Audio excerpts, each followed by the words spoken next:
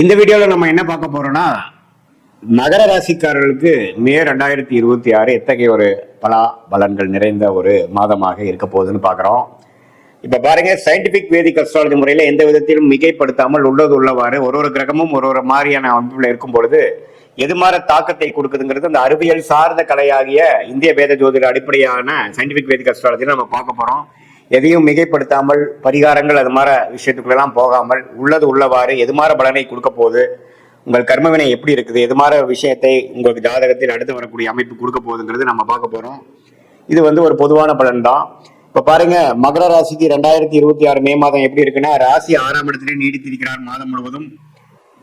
குருவே பாத்தீங்கன்னா ஜூன் மாதம் தான் பயிற்சி அடைகிறார். மே மாதத்துல எந்த மாற்றமும் இல்லை. 3ஆம் இடத்துல சனி இருக்கிறார். 7 நாள் சனியிலிருந்து நீங்கி இருக்கக்கூடிய மகர ராசிக்காரர்கள் ஓரளவுக்கு மீண்டு வாழ்க்கையில முன்னேறக்கூடிய அமைப்புக்கு வந்துட்டு இருக்கீங்கிறதா உண்மை. 2ஆம் இடத்துல ராகு, 8ஆம் இடத்துல கேது இருக்கிறார். இப்ப இது மாதிரி ஒரு ஆண்டு கிரகம் சஞ்சாரம் இருக்கும் பொழுது மாத கிரகம் எப்படி இருக்குன்னு பாத்தீங்கன்னா, செவ்வாய் பாத்தீங்கன்னா மீனத்திலேயே ராசி அதிபதியோட முதல் 2 வாரம் இருந்து சில மன சஞ்சலங்கள், சில ரெஸ்ட்லெஸ்னஸ், சில கோபதாபங்கள், சில சௌரிய கோளாறுகள்லாம் மே மாதம் 2 வாரம் முதல் 2 வாரம் மகர ராசிக்காரருக்கு செவ்வாய் சனியோட சேருவதனால் கொஞ்சம் அது மாதிரி ஒரு தாக்கங்கள் இருக்கு. ஆனா மே செகண்ட் ஹாஃப்ல இருந்து பாத்தீங்கன்னா செவ்வாய் சனியோட விலகிறது நல்ல அமைப்பு. 4ஆம் இடத்துக்கு 10ஆம் இடத்துக்கு செவ்வாய் பார்ப்பது தவறு இல்லை. அதே சமயத்துல புதன் பாருங்க 4ல இருந்து 5க்கு மாறி 5ஆம் இடம் என்று சொல்லப்படுகிற சுக்கிரனோட வீடாகிய ரிஷபத்துக்கு வருவது அருமை. அதே மாதிரி சூரியனும் 5க்கு வரார். அப்புறம் மாத கடத்தியில பாத்தீங்கன்னா சுக்கிரனும் 6ஆம் இடத்துக்கு போறார். சுக்கிரனே 5ஆம் வீட்டுல ஆட்சி பலத்தோடு இருக்கிறது அருமையான ஒரு time. So golden time May second week, third week, fourth வீக்ல இருந்து வரக்கூடிய செகண்ட் ஹாஃப் ஆஃப் மே மாதம் மகர ராசிக்கு ஒரு நல்ல அமைப்பு இருக்கு. காதல் கை கூடக்கூடிய அமைப்பு, குழந்தைகளால் நல்ல கல்யாணமான தம்பதியருக்கு குழந்தைகளால் நற்செய்தி, குடும்பத்துல குதூகலம், வண்டி வாகனம் சேர்க்கை, வீடை வசதிப்படுத்திக்கிறது, அது மாதிரி பல நல்ல விஷயங்கள், ஆரோக்கியமான விஷயங்கள், கலகலப்பாக இருக்கக்கூடிய விஷயங்கள், சுப விஷயங்கள் நடக்கக்கூடிய அமைப்பு மகர ராசிக்காரர்களுக்கு மே 2026 குறிப்பா சொல்லணும்னா செகண்ட் ஹாஃப் ஆஃப் மே அற்புதமாக இருக்கு. அதை நீங்க கரெக்டா யூஸ் பண்ணிக்கணும். அந்த நேரத்துல பாத்தீங்கன்னா ஏனோ தானோன்னு இல்லாம வரவேண்டிய வாய்ப்புகளை கரெக்டா நீங்க உபயோகப்படுத்தி கொண்டு இந்த குரு, சுக்கிரன், அதே சமயத்துல புதன், அது மாதிரி கிரகங்கள்லாம் நல்ல ஒரு வசதிப்படுத்துவதற்காக ஒரு சுப விரயத்தை கொடுத்து நல்ல வாழ்க்கையில அடுத்த லெவலுக்கு நம்ம போகக்கூடிய அமைப்பை கொடுக்கிறார். வெளிநாடு விஷயங்கள், வெளிமாநில விஷயங்கள், சுப செலவுகள், இது எல்லாமே இருக்கு. அதே சமயத்துல வருமானமும் இருக்கு. இது அற்புதமான ஒரு காலத்தை நீங்க மகர ராசிக்காரங்க இவ்வளவு தூரம் கடந்த 2-3 வருஷமாலாம் ஜென்மசனி, அஷ்டம சனி எல்லாம் தாக்கி ஜென்மசனி, பாத சனியிலிருந்து வெளியில் வரக்கூடிய மகர ராசிக்காரர்களுக்கு இந்த வாய்ப்பை கரெக்டா யூஸ் பண்ணிக்கணும். காதல் விஷயத்துல இருக்கிறவங்க, காதல் செய்து கொண்டு இருக்கிறவங்க, காதல் கை கூடக்கூடிய அமைப்புகள் இருக்கு. பேரண்ட்ஸ் கிட்ட இருந்து பர்மிஷன், கன்சென்ட், ஒத்துழைப்பு, பர்மிஷன் கிடைக்கக்கூடிய அமைப்புகளாக உண்டு. அதே மாதிரி கலைத்துறையில் இருக்கக்கூடிய, மீடியா துறையில் இருக்கக்கூடியவங்களுக்கு நல்ல ரெகக்னிஷன் வாய்ப்புகள் உண்டு. வெளிநாடு போகக்கூடிய அமைப்புகள் உண்டு. சுப முதலீடு பண்ணி வியாபாரத்தை அடுத்த லெவலுக்கு கொண்டு போகக்கூடிய ஒரு எக்ஸ்பான்ஷன் பண்ணக்கூடிய அமைப்புகள் கண்டிப்பாக உண்டு. ஸோ மகர ராசிக்காரர்களுக்கு பார்த்தீங்கன்னா இதுவரை கொஞ்சம் மே மாதம் 2 வாரம், மார்ச் மாதத்திலாம் கொஞ்சம் சிறு பிரச்சனைகள், மன சஞ்சலங்கள்னால் பாதிக்கப்பட்ட மகர ராசிக்காரங்களுக்கு இது ஒரு நல்ல மாற்றமாக மே 2026 குறிப்பா சொல்லணும்னா செகண்ட் ஹாஃப் நல்ல ஒரு வாய்ப்பாக இருக்கு. அதை நம்ம யூஸ் பண்ணிக்கணும். மாணவர்களும் பாத்தீங்கன்னா புதன் சுக்கிரனோட வீட்டுக்கு நல்லா புரிதலோட, ஒரு ஆம்பிஷனோட, கிளாரிட்டியோட, கான்ஃபிடென்ட்டோட படிக்கக்கூடிய அமைப்புகள் மாணவர்கள் காம்படிட்டிவ் எக்ஸாம் எழுதுறவங்களா இருந்தாலும் சரி, 10th 12th எக்ஸாம் எழுதுறவங்களா இருந்தாலும் சரி, மேற்படிப்புக்காக என்ட்ரன்ஸ் எக்ஸாம் போறவங்களா இருந்தாலும் சரி, ஒரு நல்ல அமைப்பை கொடுக்கக்கூடிய ஒரு அமைப்பு இருக்கு. இந்த டைம் நீங்க நல்லா யூஸ் பண்ணிக்கணும்.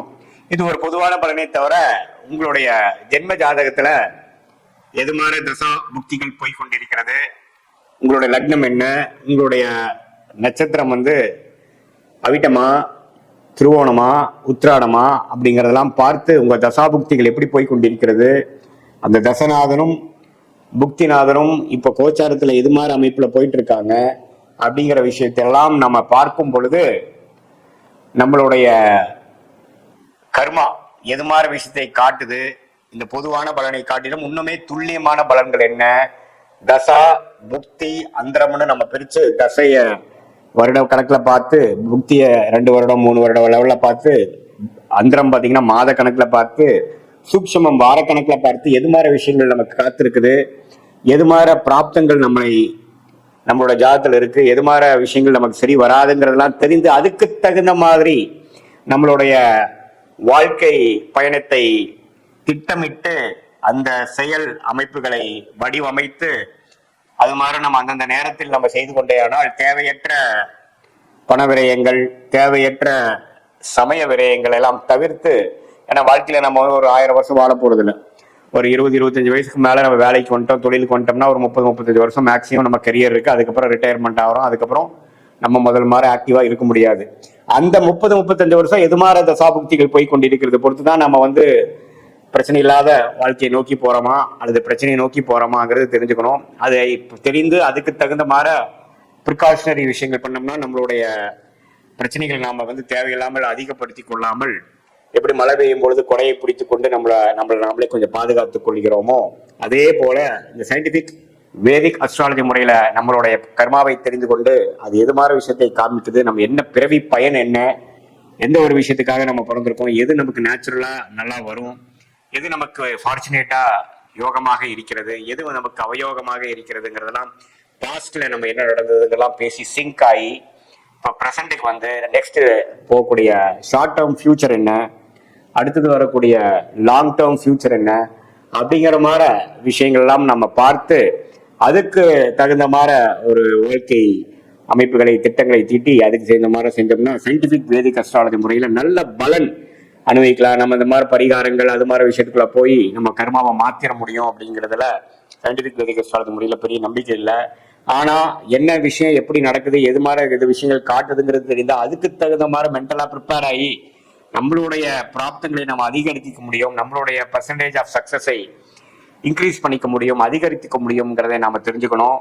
அதே சமயத்துல நம்மளுடைய விஷயங்கள் வேலையா, தொழிலா, காதல் திருமணமா, அரேஞ்ச் மேரேஜா, வெளிநாடா, உள்நாடா, கவர்மெண்ட் ஜாபா, பிரைவேட் செக்டாரா, எது மாதிரி அமைப்புகள், இது மாதிரி ஒரு வயசுக்கும் நமக்கு கேள்விகள் நிறைய இருக்கு, நம்மளுடைய சாய்ஸஸ் நிறைய இருக்கு. அதுக்கு வேணுங்கிற விஷயங்கள் தான் கரெக்டா நம்ம சயின்டிபிக் வேதிக் அஸ்ட்ராலஜி மூலமா ஃபில்டர் பண்ணி அதுல போனோம்னா தேவையற்ற சமய விரைகளை தவிர்த்து எளிதில் எதிர்நீச்சல் போடாமல் வாழ்க்கையில் வெற்றி பெற முடியும் என்று சொல்ல விரும்புகிறேன். மீண்டும் மற்றொரு காணொலியில் சந்திப்போம். நன்றி, வணக்கம்.